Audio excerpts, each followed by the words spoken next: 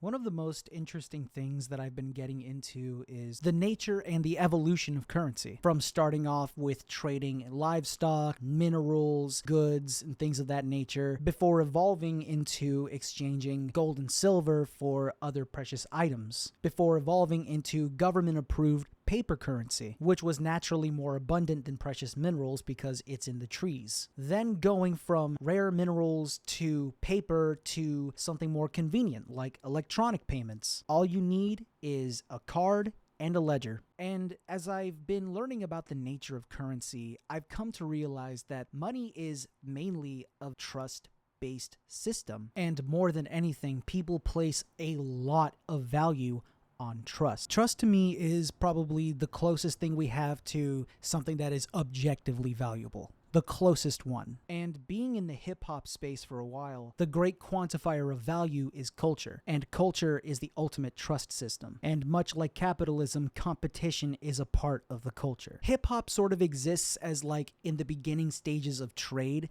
and that value is subjective, and the ultimate quantifier of that value is within the culture that it was brought up in. The thing is, much like currency and the way it operates, it evolves. The culture evolves. So the way that value is quantified evolves for the better and for the worst, especially for something as subjective as music. Some say that the next stage of currency is cryptocurrency. And what I've come to learn about it is it's more like a piggy bank than an actual piece of currency. It's like a ledger that everybody has their hands and eyes on, making sure that nothing is finicky. And when interest in cryptocurrency goes up, the amount of money that you put in that coin also goes up. So that way you get out of it way more than you put in. The problem with that is the market for such a thing is incredibly volatile and unpredictable. So one day you could be super rich and the next you could be dirt poor. And I feel like that's kind of the state of hip hop at this point. Instead of the culture providing value, it's everybody that has their hand in the cookie jar that's providing the value. Everybody placing their own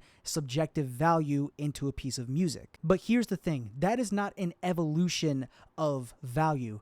That is really a surrender of value. Whether it's the evolution of the digital age or the gatekeepers basically being blasé about who they let quantify value within the culture, it's a number of reasons as to why hip-hop currently is in dire straits in the mainstream. The way we view artists feels impersonal, and we look at them less as artists and more like investments. What's been ruining the culture is private interests, which explains why Drake has been at the top for so long and why hip-hop has been pretty monopolized. So imagine the shock of the OV Hoes, Young Money, and rest of the OVO payroll when Drake got his ass beat. OVO fans are treating Drake's loss like it's the great stock market crash of instead of just enjoying the music. And that's why it's so difficult to talk about the Kendrick versus Drake beef without coming off as a dick rider for one over the other. It feels more like a trade war. The reason I'm making this video is because I saw a video by The Company Man who covered the host of Bag Fuel saying, "Hip-hop is boring without Drake being in the #1 spot." Regardless of how you feel about Drake, I feel like that's such a myopic view of music, treating it like a stock or an investment or a business venture.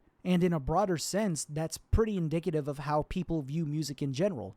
Just another business venture. We just see popularity and units sold or streams. And the way that Bag Fuel talks about Drake, to me, feels less like a defense of Drake as an artist and more like a defense of Drake as an investment. Like the stock market of mainstream hip-hop should rely solely on Drake. It almost feels like they want hip-hop to fail because Drake failed. They want the entire economy to crash simply because they don't want to admit that they made a bad investment, not knowing that there are other ways to make it. And in a way, that's another danger. It's the fact that hip-hop has been so monopolized for a while, for subpar product as well. I don't know if they've ever spoken out in favor of Drake, but if they haven't, I'm not going to take their argument seriously. Because Drake not only needed to drop quality products, but his fan base and the people speaking out in favor of Drake need to demand more of Drake, like better quality music. And I'm not saying this to be mean. I'm saying that if they really did care about the state of hip-hop in the mainstream and they were really this adamant